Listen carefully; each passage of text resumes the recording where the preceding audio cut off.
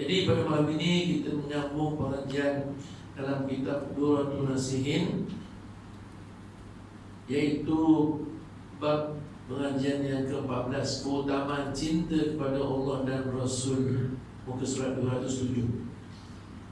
Allah Ta'ala ada berfirman dalam surah An-Nisa ayat ke-69 untuk kita jadikan panduan, jadikan rujukan.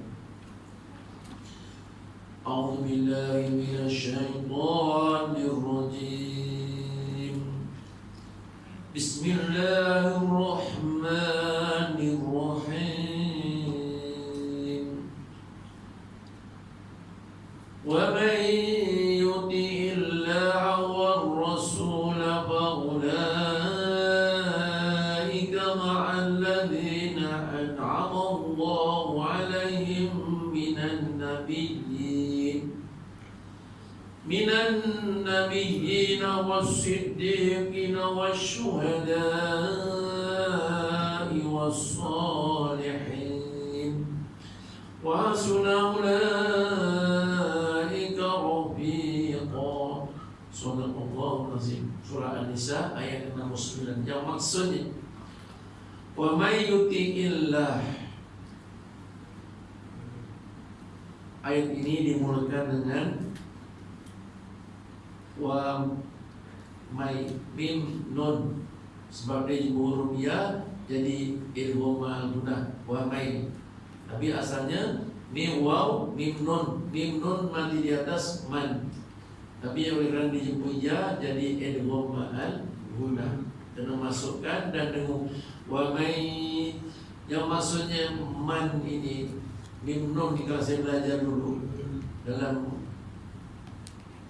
masa di madrasah dulu dah, apa kata bapak guru, kalau kita baca hadis, baca Al-Quran, jumpa mim nun itu maknanya, mim nun itu maknanya man itu maknawine sopo-sopo wongi. Guru saya bahasa Jawa, jadi dimaknakan bahasa Jawa. Man itu maknawine sopo-sopo wongi. Jadi bahasa Melayu dia, man itu maknanya kalau orang tua ia man, orang muda ia man, orang laki-laki ia man, orang perempuan ia man. Itu namanya manusia, barang siapa. Jadi termasuk lagi kita yang ditegur oleh Allah pada malam ini, wa may, barang siapa, termasuk kita. Wa may yuti'illah war rasul, barang siapa yang taat kepada Allah dan Rasul. Jadi yang ditegur oleh Allah bermakna kita ni hidup kat dunia disuruh taat kepada Allah dan Rasulnya. Kalau setiap hari Jumaat Pak Imam akan membaca ayat yang lain. A'udzubillahi minasyaitonir rajim. Ya ayyuhalladzina amanu atii'ullaha wa atii'ur rasul wa ulil amri minkum. Wa may wal amri ya ayyuhalladzina amanu, wahai orang yang beriman. Hari ini wa may yuti'illah, barang siapa. Jadi sama juga, cuma bahasanya. Ya ayyuhalladzina amanu, wahai orang beriman, taatlah kamu kepada Allah dan taatlah kamu kepada Rasul. Ya ayyuhalladzina amanu atii'ullah. Kenapa ada ati? Wa atii'ur rasul. Ini kena faham. Kalau ati itu maknanya kita kalau perintah Allah, kita suka ke tak suka ke, mampu ke tak mampu ke, kita wajib kena buat kerana perintah Allah. Rasulullah bekerja, ya ayyuhalladzina amanu atii'ullaha wa atii'ur rasul. Kalau perintah Rasulullah pun ada wa ati juga, bermakna sama juga. Kalau perintah Rasulullah bermakna kita mampu ke tak mampu ke, wajib kena buat. Coba contohlah, qala Rasulullah sallallahu alaihi wasallam, julus apa ni, Thalabul ilmi faridatun ala kulli muslimin wa muslimatun minal mahdi ilal lahad. Kata Rasulullah, maksudnya Thalabul ilmi faridatun, menuntut ilmu itu bersangatan wajibnya.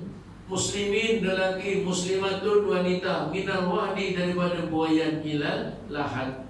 Jadi maknanya kita suka ke tak suka ke, mana menuntut ilmu itu wajib. Bukan wajib saja. Kalau wajib thalabul ilmi fardu, tapi ini faridatun, ada tanwin, bermakna bersangatan wajibnya. Dengan sembahyang pun wajib lagi menuntut ilmu. Kalau sembahyang fardu saja. Ini menuntut ilmu faridatun, bersangatan wajib. Ialah contohnya kita lah sembahyang mesti kena ada ilmu juga. Jadi mesti kena ada ilmu. Jadi kita suka ke tak suka ke, dah ada ilmu ke tak ada ilmu ke, mana ada peluang macam ilmu, kita kena duduk, kena datang. Sebab ini perintah Rasulullah. Jadi bermaksudnya begitu. Kalau perintah Allah, A'udzu billahi minasyaitonir rajim. Ya ayyuhalladzina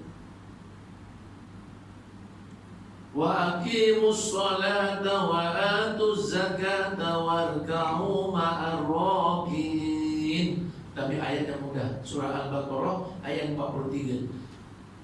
Wa aqimus shalah, dirikanlah solat. Jadi mana solat ini kita suka ke tak suka ke, rajin ke malas ke, penat ke apa, masuk waktu wajib kena buat. Sebab Allah kata wa aqimus shalah, dirikanlah solat, perintah Allah. Wa atuz zakah, keluarkanlah zakat. Memang kita semua dengan duit sayang tak? Kita kerja susah dapat duit, dia suruh keluarkan zakat pula. Kan sayang. Jadi sayang ke tak sayang ke, sebagai perintah Allah kena keluarkan zakatnya. Kalau cukup nisabnya, cukup haulnya, cukup kiranya, cukup umurnya, mana wajib zakat. Kalau perniagaan dia zakat perniagaan, kalau simpanan dia zakat simpanan, kalau harta dia zakat harta, kalau ternakan dia zakat ternakan. Kalau kita jumpa harta karun dalam bawah tanah, harta rikas, dia kena keluarkan zakat wajib. Kita sayang ke kalau kita keluarkan nanti kurang. Kita dapat contohnya dapat duit jumpa dalam tanah 1.000, keluarnya 250, zakatnya kan 2.5%. Jadi tinggal 750, ini duitnya kurang. Tetapi itu adalah perintah Allah. Dan akhirnya warka'u ma'ar rakiin, rukuklah, yakni berjamaah bersama-sama orang yang rukuk. Dah kita boleh solat, masih tidak menepati dengan apa yang dikehendaki oleh Allah kalau kita tidak berjamaah. Walaupun besok pagi ngantuk macam mana, walaupun hujan, usaha kena datang. Itu namanya kita taat. Kalau tak taat dia adalah hujan kok. Tak payah pergi lah. Baik semua rumah pun sembahyang juga. Jadi mana begitu. Alhamdulillah. Maka itulah tandanya orang yang cinta kepada Allah. Tetapi kalau tadi sambungan ayat itu apa dia? Wa ulil amri. Tapi ulil amri tak ada wa'ati. Wa'ati Allah, wa'ati Rasul, wa ulil amri. Tak ada wa'ati ulil amri, tak ada. Dia terus wa ulil amri. Ulil amri mana pemimpin. Maksudnya apa? Jadi kalau perintah pemimpin, kalau benda yang baik wajib kita ikut. Kalau dulu kan Menteri Besar Datuk Ghani Osman, setiap subuh, setiap lepas isyak kena membudaykan Al-Quran, betul. Bagus tak tu? Wajib ikut. Tapi kalau ada Menteri Besar akan datang, besok rakyat Johor kalau siapa nak kaya beri nombor ikut. Menteri Besar juga perintah. Ada perintah yang tak baik, jangan diikut. Itu tak dosa. Kalau yang baik kita tak ikut, dosa. Jadi mana begitu, alhamdulillah. Dan apakah janji Allah? Faulaika ma'al ladzina an'ama Allahu 'alaihim minan nabiyyina was-siddiqina was-syuhada'i was-shalihin. Jadi orang yang taat kepada Allah dan taat kepada Rasul, dan kepada pemimpin itu, maka mereka itu akan bersama-sama orang yang diberi nikmat oleh Allah. Besok di hari pembalasan, di hari kebangkitan, kita akan dikumpulkan bersama-sama orang yang diberi rahmat, diberi nikmat oleh Allah. Minan nabiyyin, yang pertama para nabi. Jadi mana besok di padang mahsyar kita dikumpulkan bersama grup para nabi. Inilah grup yang selamat. Grup yang selamat. Jangan kita dikumpulkan bersama dengan Fir'aun, habis. Kita dikumpulkan bersama dengan Fir'aun. Sebab masih hidupnya kita berlumba-lumba untuk mendapatkan pangkat sampai tak kenal halal haram. Sanggup bunuh, sanggup fitnah sana, fitnah sini nak pangkat. Macam Fir'aun kan pangkatnya besar. Dia memerintah Mesir. Tetapi inilah. Jadi rumahnya tak salah kita dapat pangkat, tapi dengan cara yang benar. Jangan kita nakkan pangkat, kita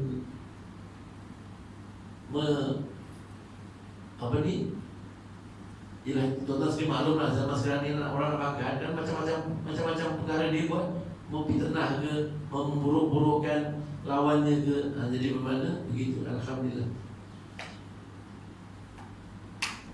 Bayangkanlah tuan-tuan, ini kan peluang yang dijanjikan oleh Allah. Satu peluang. Ya saya bahkan kalau tuan-tuan tak faham, saya bahkan contoh lah.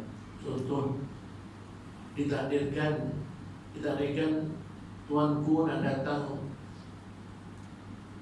makan tengah hari di surau Mutiara Iman ini. Buat rawatan ke surau ini dan makan tengah hari. Dan tuan-tuan, para jemaah yang ada di Mutiara Iman ini, salah seorangnya dipilih pula duduk semeja dengan tuanku. Macam mana perasaannya agak? Kalau sebulan tak habis ceritanya. Oh, kawan mau makan dengan tuanku tau. Betul? Sebab tuanku orang yang nomor satu negeri Johor. Kita pula dipilih duduk sebelah, boleh satu meja dengan dimakan. Penghormatan kepada jamaah Mutiara Iman. Kita terpilih pula tu, Masya Allah. Dia punya nikmatnya. Aku rasa hari itu pakaian yang terbaik lah dipakai. Betul. Itu baru tuanku. Dia pun besok akan diperbicarakan di mahkamah Allah. Ini kita akan duduk dengan para nabi. Anda tak nak berusaha ke arah itu. Usahanya apa? Wa may yuti'illahu wal rasul. Ayo kita berusaha mentaati perintah Allah dan mentaati perintah Rasul. InsyaAllah besok kita akan duduk bersama dengan para nabi. Kalau Nabi Muhammad, kita boleh duduk dengan dia, bermakna kalau Muhammad dijamin surga. Ya mudah-mudahan kita pun dapat tempiasnya, betul. Jom pergi, betul. Kalau contoh kalau kita konvoy dengan kembara mahkota tu, agak kena tahan roblok tak? Tak ada siapa nak tahan. Walaupun kita tak ada lesen dah, kita bawa motor tu, tak ada road tag, tak ada lesen, tak ada siapa nak tahan, betul. Sebab tuanku ada. Begitu juga kalau Nabi Muhammad kan orang yang mula-mula besok membuka pintu surga. Siapa dia? Ya mudah-mudahan kita pun kesawapan juga. Cuma amalannya wa may yuti'illah wal rasul. Sekarang ini kita ada kat dunia, ayo kita berusaha sedaya upaya. Mana perintah Allah kita taat, dan mana larangan Allah kita berusaha tinggalkan sedaya upaya, walaupun sekecil mana.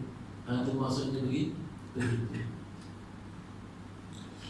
Dan wasiddiqin, orang yang siddiq, benar. Bukan semua orang baik-baik ni. Siapa dia? Orang yang mendapatkan pangkat as-siddiq, Sayyidina Abu Bakar. Besok kita jumpa Sayyidina Abu Bakar. Walaupun kita masih hidupnya tak jumpa dia, tapi besok kita akan jumpa Sayyidina Abu Bakar. Orang yang Masya Allah, dia punya sayangnya, taatnya dengan Rasulullah. Ada anak dara umur 9 tahun, punya dia nak ada hubungan dengan Rasulullah tu, dikasih suruh jadi isteri, jadi bapa mertua. Bayangkan. Kan Rasulullah nikah dengan Siti Aisyah umur 9 tahun, tapi dia tak bersama. Terkadang mereka umur 11 tahun baru bersama, dia dah nikah. Bayangkan terlampau cintanya kepada Rasulullah sanggup begitu. Kita agak jangan agak.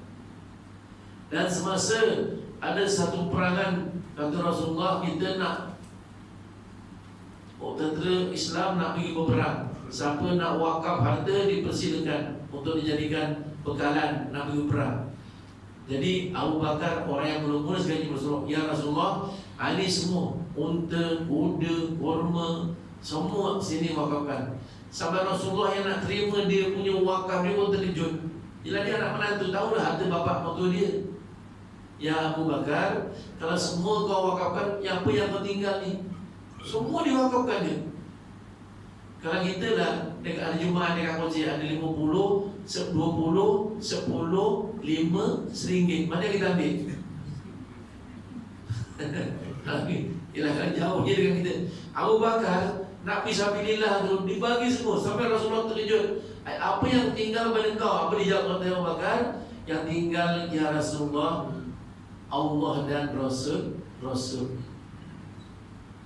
Bayangkan jauhnya dengan kita. Jauhnya dengan kalau ada besi pun besi yang kuat tu. Kalau ada besi jadi Allah, tapi Tuhan Ta'ala ialah dulu dah. Jadi sekarang, sedangkan itulah besok yang akan menjadi pembela kita di hari pembalasan, sedekah jariah kita. Sedekah jariah kita. Ayo, jadi mana mudah-mudahan bukan semua. Jadi mana kita ada. Dan wasyuhada, dikumpulkan bersama-sama orang yang mati syahid. Terutama sekali siapa dia? Iaitu bapa saudara Rasulullah, Sayyidina Hamzah, yang sekarang ini berada di Jabal Uhud sana, makamnya para syuhada Uhud. Besok kita boleh jumpa orang yang mati dalam menegakkan agama Allah, mati dalam perangan Uhud. Cuba kita tuan-tuan renungkan, sampai yang pergi Madinah dan tengok makam para syuhada Uhud itu, kita boleh renung kenapa boleh jadi begitu. Puncanya kenapa? Sedangkan peperangan Uhud itu mulanya kita dah menang. Dah menang. Tentera dah banyak yang mati. Tapi oleh kerana tak ikut arahan, dan tamak, akhirnya berapa ramai yang terkorban, gugur syahid. Tapi itu sejarahnya, jadi kita kena renungkan. Jadi kenapa? Sebab apabila tentera musuh dah banyak yang mati, kita di atas, tentera pemanah di atas bukit itu. Jadi senanglah tentera nak nyerang, nak naik mesti nak lalu daripada bawah. Kita dekat atas tinggal panah je, dah mati, banyak mati. Tapi apabila dah banyak mati, banyak harta yang berlimpangan, orang yang pertahanan bawah, dia yang dekat, dia pun berkerumun, ambil. Orang dah mati, musuh dah mati, ambil harta peperangan. Harta peperangan ni halal, harta rampasan perang ini halal. Jadi bermakna apabila dah begitu, yang kan Rasulullah pesan, wahai tentera pemanah, kamu jangan turun selagi belum dapat arahan daripada aku, kata Rasulullah. Walaupun macam mana kejadian, bukan jangan turun, tetapi ini namanya syaitan, nafsu. Apabila orang kat bawah ni dah berebut dengan harta perang, dia tu mati, ambil, lalu mati. Dia pun yang atas, aku yang banyak bunuh, tak dapat. Dia kat bawah senang-senang nampak banyak. Yuk kita turun yuk. Apabila tentera pemanah turun, musuh pun daripada belakang naik atas tawan bukit Uhud, habis itu. Habis sejarahnya.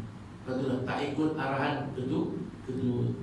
Apalagi kita tak ikut arahan Allah, tak ikut arahan Rasulullah, memang rosak, binasalah hidup kita.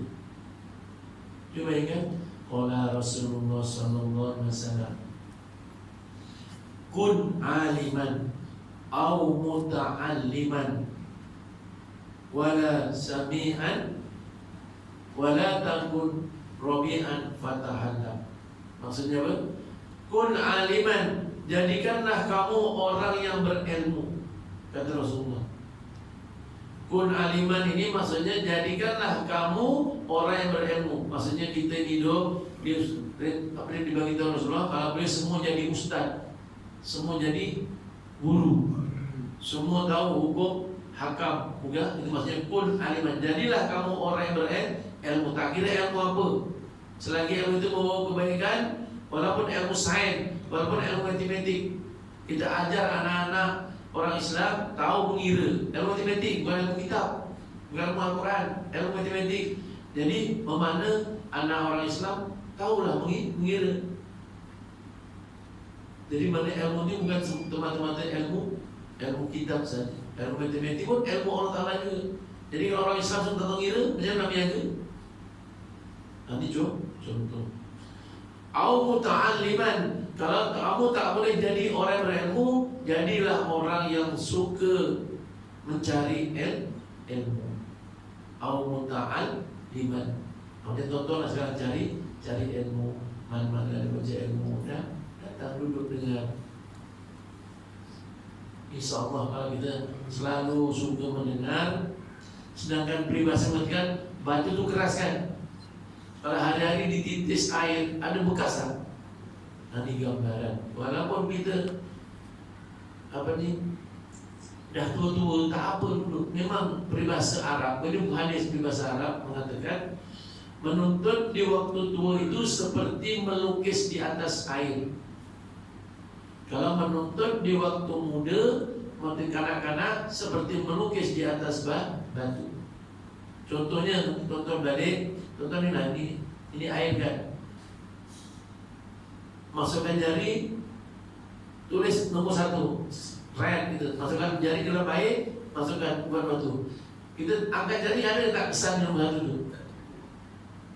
Ada gambaran kita menuntut dalam tua-tua ni. Dan tua-tua ni menuntut begitulah. Ini peribahasa mengatakan begitu. Dan melukis di atas batu itu nanti tuan-tuan ambil paku. Paku taruh dekat dinding ni. Garis 1, ada tanda tak? Sesuatu yang terbaik menuntut itu masa muda. Tapi masa muda dulu kita sibuk, tak sempat nak belajar, dah tu duduk aja lah. Air-air lah. Jadi tapi mudah-mudahan ada juga lah kesan. Jadi bermakna begitu. Jangan dah kalau ni tak malah nak belajar dari mana. Cuma dah tua, tak percaya nanti balik aja lah. Balik sampai berapa kali isteri kita tanya tadi belajar apa kat surau? Mudah. Lupa. Jadi dia mudah lupa. Itu bagaimana? Kita sifat manusia. Jadi tapi tuan-tuan tak nak. Tuan-tuan tak. Jadi ingat selalu alhamdulillah. Jadi bukan senang kita nak dapat bersama-sama orang yang mati syahid ini, sampai dia menggadaikannya nyawa nak menegakkan di Islam. Sanggup keluar. Kalau kita mungkin tak mampu lah, betul. Tak mampu. Rumahnya tak jauh, beberapa langkah. Hujan gerimis pun tak datang. Baru diuji dengan hujan awal lagi. Kalau diuji dengan anak panah, memang tak keluar lah. Memang tak keluar. Baru diuji hujan gerimis pun tak datang. Alhamdulillah. Dan seterusnya kata dalam ayat ini dijelaskan, yaitu kita akan dikumpulkan bersama wassalihin, orang-orang yang soleh, yang baik, para guru, para wali-wali Allah. Masya Allah, nikmatnya tuan-tuan. Bayangkan nikmatnya. Cuba kalau kita dikumpulkan dengan Hindu yang mabuk tu, Hindu yang mabuk, yang bermacam-macam lah, dengan orang yang macam gangster macam mana agak silap sikit gaduh, salah cakap tumbuk macam mana agak seronok hidup. Itu boleh bayangkan sendiri. Sebab kita ni besok di Yaumul Masar, kat mana mas kalau kita kat dunia suka berkumpul dengan orang baik, besok kat sana pun dikumpulkan bersama orang yang baik. Kalau kita kat dunia suka berkumpul dengan orang yang tak baik, besok pun kat sana pun dikumpulkan dengan apa yang kita masih di dunia. Jadi sebab tu tuan-tuan, kita tua ni carilah kawan yang baik-baik. Cari itulah yang akan mendorong kita untuk melaksanakan perintah Allah. Dan Allah Ta'ala memberitahu, ini bukan saya beritahu, Allah Ta'ala beritahu, ulaika rafiqa, kata Allah, mereka itulah orang-orang, teman-teman, kawan-kawan yang baik-baik. Minan nabiyyin was-siddiqin was-syuhada was-sholihin. Inilah yang perlu kita cari. Jadi teman besok kita boleh di sana. Mudah-mudahan kalau kita agak kurang-kurang pun dia boleh bantu-bantu, dia boleh bantu. Kerana kita adalah kurang kawan dengan orang yang tak betul, jadi habis, jadi rosak gitu. Jadi mudah-mudahan kita diselamatkan. Muka sebelah itu kalimah minan nabiyyin ini merupakan keterangan orang-orang yang diberi nikmat. Keterangan orang-orang yang diberi nikmat berkumpul bersama Nabi alaihissalam. Padahal ayat tersebut di atas berkaitan hukum untuk taat kepada Nabi Muhammad SAW, kerana menyebutkan mereka itu berhubung dengan sebab turunnya ayat ini, serta menunjukkan bahawa taat kepada Nabi kita Muhammad SAW berarti juga taat kepada para Nabi-Nabi sebelumnya. Kerana ajaran baginda Nabi Muhammad mengandungi syariat mereka yang pokok, yang tidak akan berubah dengan sebab perubahan zaman. Jadi bermakna bukan dengan para Nabi Muhammad saja, dengan seluruh para Nabi itu lain, Nabi yang 25, Nabi yang wajib diketahui 25, daripada Nabi Adam sampai Nabi Muhammad. Jadi mana kita besok jumpa atau kita Nabi Adam seronok tak? Kita sekarang jumpa dengan cerita saja Nabi Nuh, Nabi Zakaria, Nabi Ibrahim. Sekarang kita jumpa dengan cerita. Besok kita akan jumpa hotel-hotel semua. Nabi Ibrahim dibakar tak Amos, bagaimana orangnya? Dibakar tak Amos, hebat tak hebat? Nabi apa? Nabi yang diteranikan dulu, Nabi Yunus diteranikan tak mati. Besok kita jumpa, oh hebat betul lah kau. Hebat betul, macam ini punya orangnya. Jadi kita jumpa hero-hero semua ni. Jumpa hero. Nabi Isa yang orang Kristen kata dia mati di salib, tapi sebenarnya dia tidak mati. Cuma ditukar orang yang sama macam Nabi Isa. Jadi hebat. Kita bisa akan jumpa. Masya Allah. Dan ya sekarang lagi kita sekarang ni duduk dengan orang-orang yang artis lah. Tak payah tuanku ada artis, ada kenal kita. Raja Lawak tu kenal kita bereksen, betul? Bereksen. Jadi ini orang kampung ni, artis. Jadi bermakna begitu ini. Besok kita jumpa orang-orang yang selamat, yang orang dalam rahmat Allah. Dan wassolihin artinya orang yang menggunakan umurnya dalam taat kepada Allah. Yaitu dalam ayat ini yang dikatakan minan nabiyyin wasiddiqin wassolihin, itu orang yang hidupnya itu digunakan umur yang diangkat kepada dia untuk mentaati perintah Allah. Tak ada buat kerja lain, tak macam kita. Macam-macam kerja kita buat betul. Dulu lah, sekarang dah okey lah. Dulu masa muda-muda dulu, semua kebun durian orang, kebun kita. Mana semua kita lah langgar semacam macam ayam orang pun ayam kita. Tetapi orang yang diberi title wassolih ini dalam kitab ini jelaskan, yaitu orang yang menggunakan umurnya untuk taat kepada Allah. Tak ada kerja lain. Macam imam kita lah, Imam Syafi'i, umur 6 tahun dah hafal Al-Quran 30 juzuk. Bayangkan. Ada sempat dia nak main guli dah agak. Umur 6 tahun dah hafal 30 juzuk Al-Quran, habis. Tak ada sempat nak main guli, tak sempat main layang macam kita dulu, tak sempat nak apa ni, tangkap ikan. Dulu kita kecil-kecil tu tangkap ikan kan, habis bakul tolong saji mak kita buat tangkap udang. Jadi bagaimana begitu. Tapi dia tak ada, memang digunakan umurnya itu untuk mentaati perintah Allah. Ialah cubalah kita gambarkan sekarang ni kita itu para nabi, dan Allah nak tunjukkan orang yang sama dengan kita. Sama dengan kita. Bayangkan kalau ada satu hari Satu hari dia boleh baca Al-Quran 30 juz, 10 juzuk. Agak dia ada boleh buat macam lain tak? Satu hari 24 jam dia boleh baca Al-Quran 10 juzuk. Orang biasa ni, bukan para nabi, bukan syuhada, bukan solihin. Orang biasa macam kita ni. Seorang perempuan yang duduk dekat mana? Dekat madrasah Kazim Alias. Betul? Dekat Kazim Alias. Seorang wanita umur 76 tahun. Satu hari boleh hafal, boleh baca Al-Quran 10 juzuk. 3 hari hatam 30 juzuk. Ada sempat umpat tak? Sempat ada berlonggo-longgo dengan kawan-kawan tak?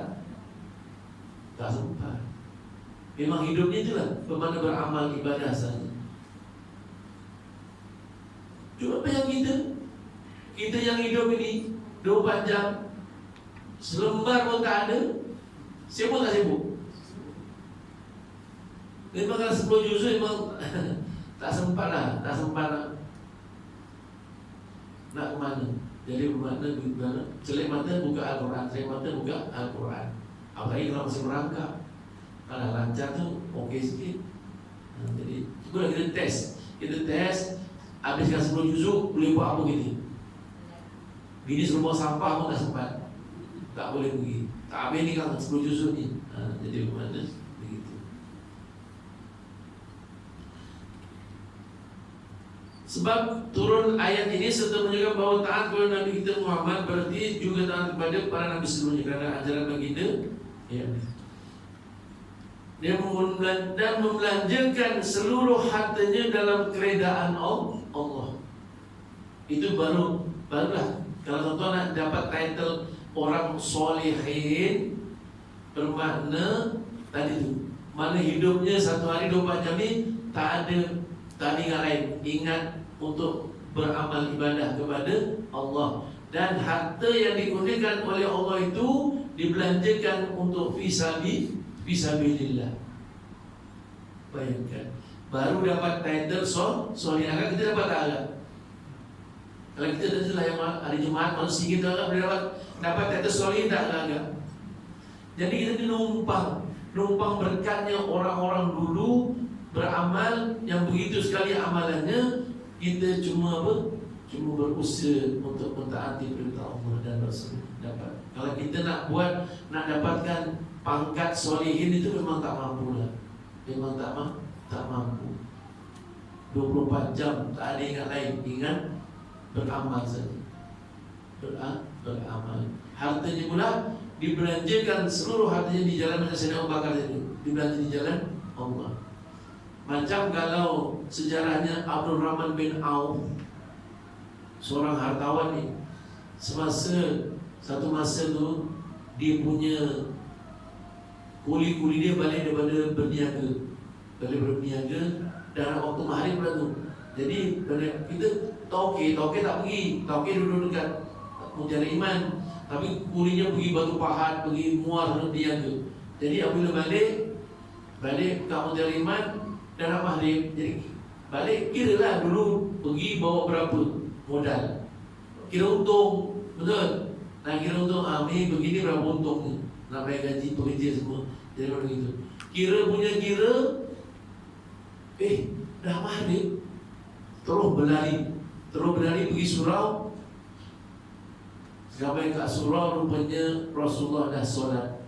Mana dia masbuk, terlambat. Sebab apa? Sebab ngira tadi tu. Ngira dagangan yang baru balik dari berniaga, bekerja dia. Habis saja salam, dia bermakna dah tak dapat penuh rakaat. Rasulullah salam, dia pun bangun tambah satu rakaat. Jadi mana dia pun tambah satu rakaat, dia pun salam. Habis salam saja, habis berdoa, terus jumpa Rasulullah. Ya Rasulullah, segala keuntungan yang dibawa oleh peniaga aku yang baru balik tadi, aku sedekahkan semua di jalan Allah. Pasal dialah aku tadi sampai tertinggal masbuk, tak dapat takbiratul ula. Bayangkan hartawan, seorang jutawan di zaman Rasulullah. Kalau kita tak macam mana? Semua sebab melalaikan dia sampai dia terlambat jamaah, sebab dia tahu Qala Rasulullah SAW, takbiratul ula khairum minad dunya wa ma fiha. Siapa yang solat jamaah dapat takbiratul ula lebih baik daripada dunia dan seisinya ini milik kita dan kita sedekahkan di jalan Allah. Itu maksudnya takbiratul ula khairum minad dunya wa ma fiha. Jadi unta 10 ekor 20 ekor ini aku barang. Sampai aku tak dapat takbiratul ula terus disedekahkan. Macam kita nasib baik aku kira tadi. Kalau tidak, tak siap kerja. Gitu. Nasib baik tertinggal tu. Nasib baik aku tadi kira. Kalau tak siap aku kira tadi. Jadi jauh. Jadi mudah-mudahan kalau kita lawan azan.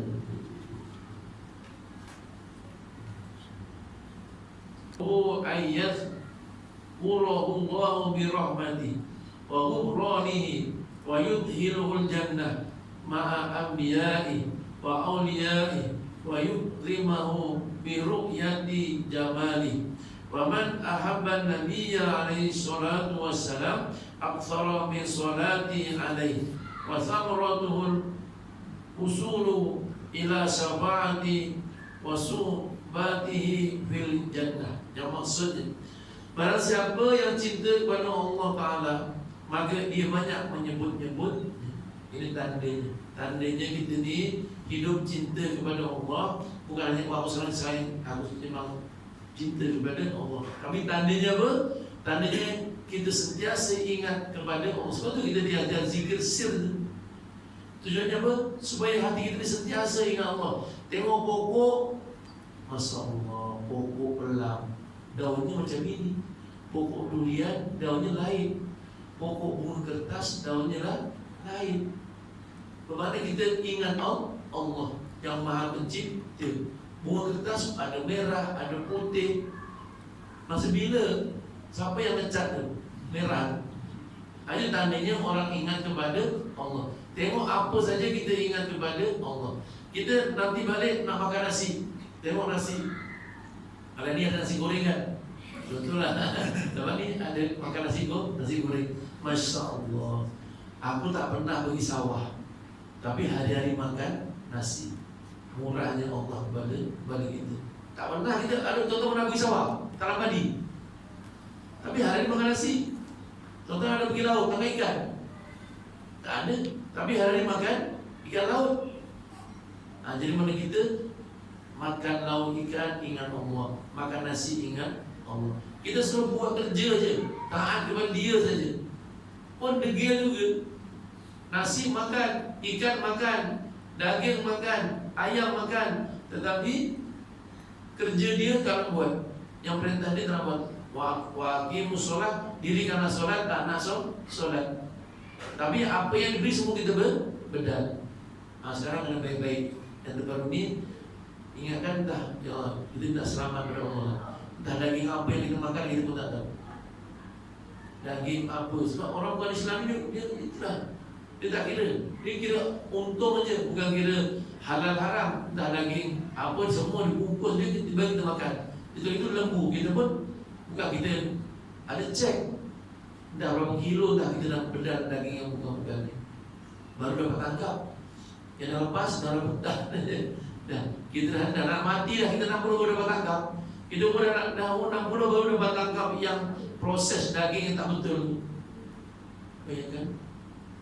Betul. Kita ni hanya mengharapkan pertolongan Allah saja nak selamat.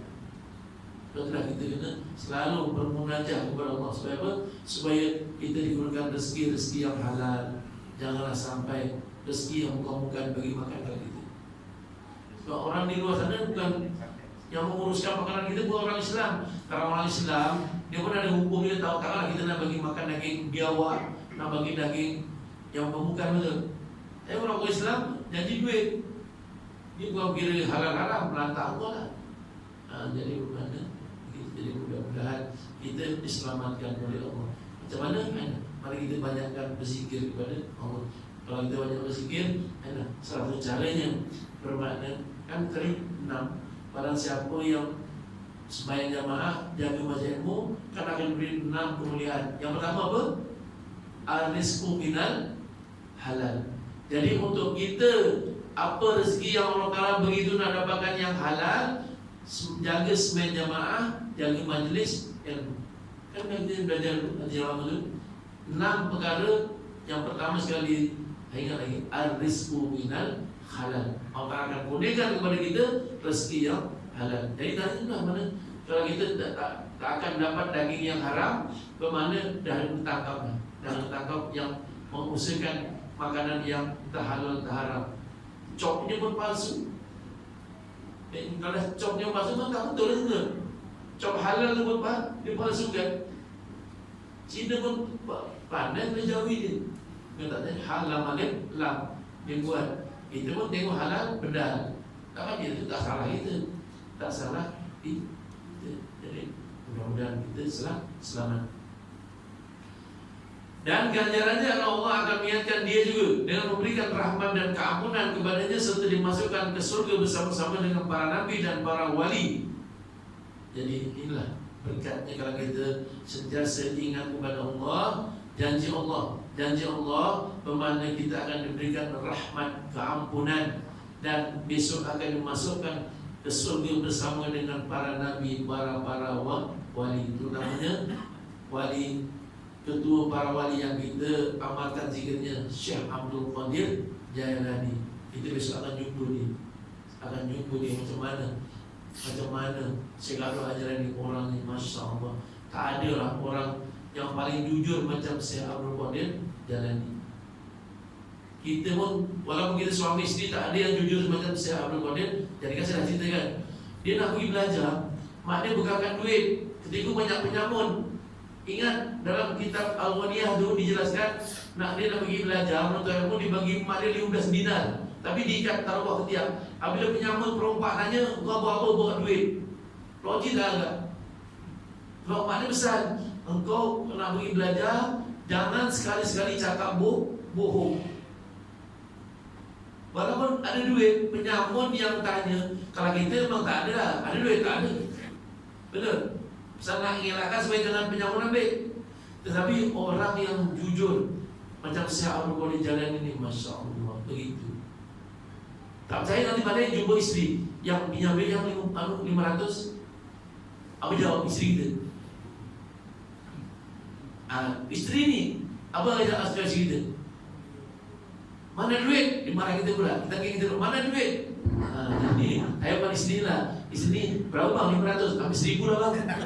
Isteri kita nak punya 500 dibagi 1000. Jadi bermakna alhamdulillah. Ini mana isteri yang soleha. Dan barang siapa cinta kepada Nabi dan ganjarannya adalah dia sampai dapat syafaat dan berteman bersama dalam surga. Dan siapa yang cinta kepada Nabi. Jadi mana tadi kalau dengan Allah, mana kita sentiasa menyebut nama Allah. Kita dah sekarang dah ada amalan zikrullah, amalkan, latih. Walaupun kita sama latih masa kita buat kerja, sama kita nebas, latih Allah. Tak kira tak pasal latih apa tak apa. Jadi mana hati kita ni sentiasa kita sebutkan nama Allah untuk melatih. Tak payah taruh mana latih betul kolbi roh, tak payah. Jadi mana untuk sebenarnya hidup kita sepak batu pun Allah, telangga bendul rumah pun Allah. Tapi sekarang ni kalau kita nyetak motor, kan yang motor kadang dia tendang balik kan, lepas tu kena dekat tulang kering, apa yang keluar kan? Apa yang keluar? Kalau keluar Allah sudah okey dah tu. Kalau dah keluar kalimah Allah, tu dah okey. Tapi kalau cilaka belum lagi, latih lagi Allah. Begitu. Itu tujuan kita zikir tu. Jadi kalau takut malaikat Israel ambil nyawa kita, Allah selamat. Makana akhiru kalami la ilaha illallah, surga. Jadi mana begitu, itu tujuannya kita berzikir. Dan kalau kita tanya cinta